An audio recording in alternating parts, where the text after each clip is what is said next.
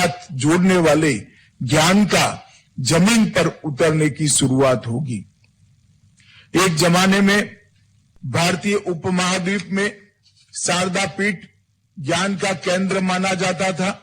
शास्त्र और आध्यात्मिक ज्ञान की तलाश में देश भर के विद्वान पूरे देश भर से यहां आते थे।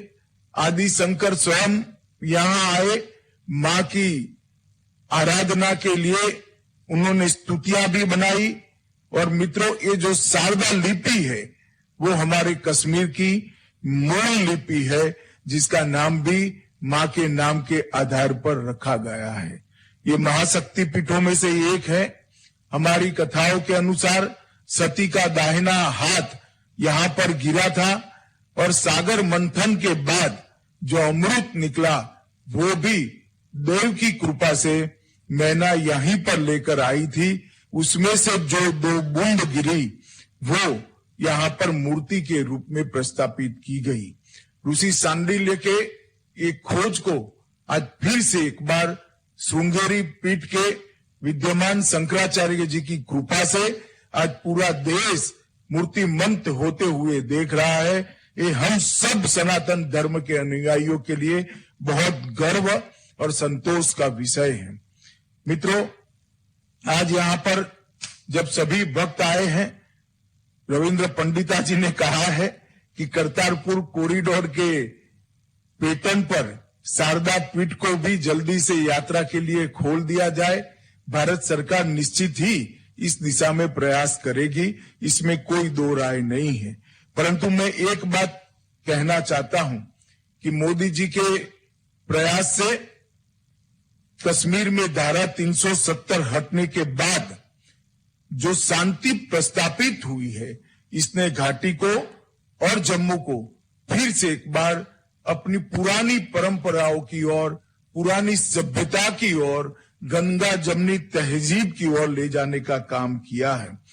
जम्मू कश्मीर में सामाजिक और आर्थिक परिवर्तन की प्रतिबद्धता के अनुरूप सरकार ने संस्कृति के पुनरुद्धार सहित जम्मू कश्मीर के सभी क्षेत्रों में पहल की है। इसके तहत 123 चिन्हित स्थानों का व्यवस्थित रूप से जीर्णोद्धार और उनकी मरम्मत का काम चल रहा है। कई सारे मंदिर, कई सारे सूफी स्थान, जियारत शरीफ रेशमोला, राम मंदिर, सफा कदल का मंदिर, होटेली गुम्पा का मंदिर, जगन्नाथ मंदिर, कई सारे स्थानों को फिर से एक बार पुनर्निर्मित करने का काम चला है और 65 करोड़ के बजट से इसके पहले चरण में 35 स्थानों का नवीनीकरण और उनका पुनरुद्धार आज किया जा रहा है। 75 धार्मिक स्थानों को और सूफी संतों के स्थानों को पहचान कर 31 मेगा सांस्कृतिक कार्यक्रम भी आयोजित किए गए हैं और हर जिले में 20 सांस्कृतिक उत्सव भी आयोजित किए गए हैं। इससे हमारी पुरानी विरासत फिर से एक बार पुनर्जीवित करने में हमें बहुत मदद मिलेगी। आज यहाँ पर जम्मू कश्मीर के राज्यपाल श्रीमान मनोज सिन्हा जी उपस्थित हैं। मैं इनको बहुत बहुत साधुवाद देना चाहता हूं, क्योंकि इन्होंने जिस शिद्दत के साथ जम्मू कश्मीर में मोदी जी की सारी योजनाओं को जमीन पर उतारने का काम किया है, वो प्रशंसनीय है। सारी फ्लैगशिप योजनाएं, स्वच्छ भारत मिशन, प्रधानमंत्री आवास योजना, प्रधानमंत्री आवास योजना शहरी, जल जीवन मिशन, आयुष्मान भारत योजना, स्मार्ट सिटी, पोषण अभियान, मातृवंदना योजना, राष्ट्रीय स्वास्थ्य मिशन, ढेर सारी योजनाओं को जमीन पर उतारा गया है। और सबसे बड़ी बात है, मोदी जी के नेतृत्व में सिन्हा जी ने जम्मू कश्मीर में औद्योगिक निवेश को लाने में भी बहुत बड़ी भूमिका अदा की है। मैं इस सब के लिए जम्मू कश्मीर प्रशासन और उसके मुखिया उपराज्यपाल महोदय को बहुत बहुत साधुवाद और बधाई देना चाहता हूं।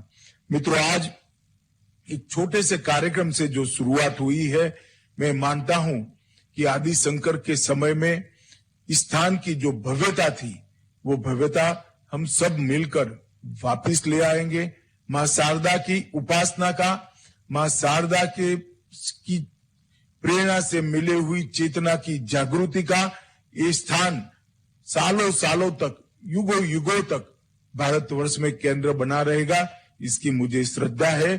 फिर से मैं एक बार श्रृंगेरी पीठ के अभी के शंकराचार्य के श्री चरणों में प्रणाम कर उनसे आशीर्वाद मांगकर, उनका धन्यवाद कर मेरी बात को समाप्त करता हूं। और रविंद्र पंडिता जी के नेतृत्व में सारे जो लोग सिविल सोसाइटी के इस स्थान के पुनरुद्धार के लिए दोनों ओर के, पाक ऑक्यूपाई कश्मीर में और यहाँ पर जम्मू कश्मीर में, ये सभी लोगों का मैं अभिनंदन कर मेरी वाणी को विराम देता हूं। वंदे